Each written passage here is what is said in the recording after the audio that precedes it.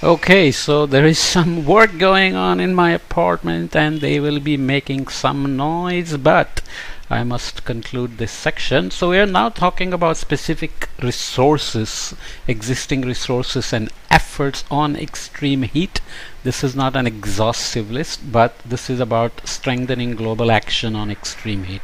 The United Nations system is already supporting countries in reducing extreme heat risks and pursuing the sustainable development goals, including with specific actions such as developing heat action plans, heat early warning systems, and national sustainable cooling plans, and providing humanitarian assistance and specific guidance on protecting the most vulnerable communities that we looked at before.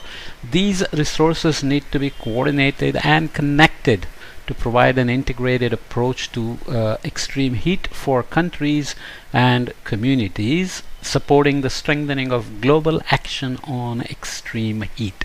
So even though heat events are always extremely local and vulnerabilities, hazards, exposure responses are all local, having a global framework helps countries develop national frameworks, then regional frameworks, local frameworks. So you have a cascade of data flowing up and information and financing and other solutions flowing down, right? So from global to local.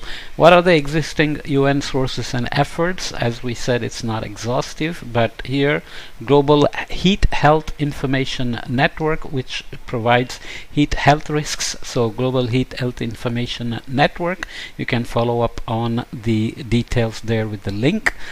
International labor organizations work on labor laws, occupational safety and health, OSH, and impacts on labor productivity. So here, heat at work, implications for safety and health, ensuring safety and health at work in a challenging climate, working on a warmer planet, the impact of heat stress on labor productivity and decent work.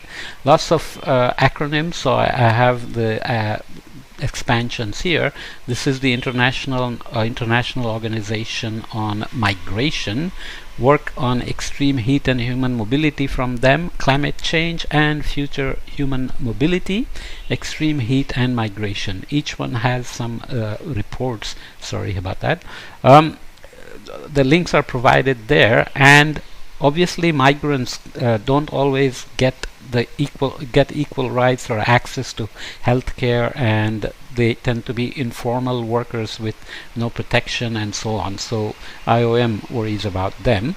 OSHA and IFRC are the Organization for Coordination of Human Affairs, and the this is the Red Cross and Red Crescent Federation High Commission. So joint report they produce on extreme heat and humanitarian action. So extreme heat, preparing for the heat waves of the future. United Nations Disaster Risk Reduction with the World Meteorological Organization Center of Excellence for Disaster and Climate Resilience provide extreme heat solution package. That's a consultation workshop report, which is an excellent resource as well. Then you have UNDRR's work on heat and disaster risk reduction, so innovating heat and wildfire governance, climate action and disaster risk reduction, excellent resources. United Nations Environmental Project work on cooling plans and sustainable cooling. So Cool Coalition, flagship resources, National Cooling Action Plan methodology, Global Cooling Watch report, keeping it chill. How to meet cooling demands while cutting emissions. This is critical as global warming continues to accelerate. Beating the Heat, a sustainable cooling handbook for cities. Urban hotspots are always important. And there is ozone action plan as well. Climate and Clean Air Coalition produces incredibly good data and info brochures. They have cooling solutions report as well, which is worth looking up. Model regulation guidelines, United for Efficiency from UNEP is also an excellent resource. Coming back to UNHCR's work on impact of extreme heat on refugees. So moving from reaction to action.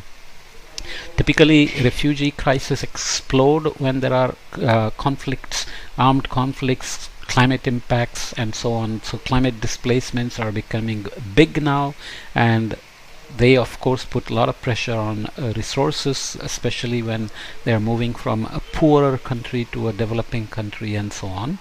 UNICEF's work on heat exposure for children and on protecting pregnant women and children from extreme heat. They have reports on the coldest year of the rest of their lives, protecting children from heat stress. A technical note: World Health Organization's heat and health work streams, heat and health in the European region, and checklists to assess vulnerabilities in healthcare facilities in the context of climate change. You can imagine that's very useful. I have some drilling going on. I have some leakage from my bathroom to the apartment downstairs, so they have to close it up, but I have to keep going here. WMO WHO joint work on climate and heat services for health has heat waves and health guidance on warning system development, which I should probably report somewhere, but another day. WMO WHO climate health heat hazards, extreme heat, called ClimaHealth. Another nice report. Okay, so I ran through those, but the report provides links to all those nice resources, which again is not exhaustive, but you can start there and hunt your own if you're interested in more resources. But these are good starting points as well, depending on what your needs and demands are and what your interests are, and so on and so forth. Okay, so that concludes this report on call to action on extreme heat by UN and the Secretary General Antonio Guterres. Okay, let me leave this here.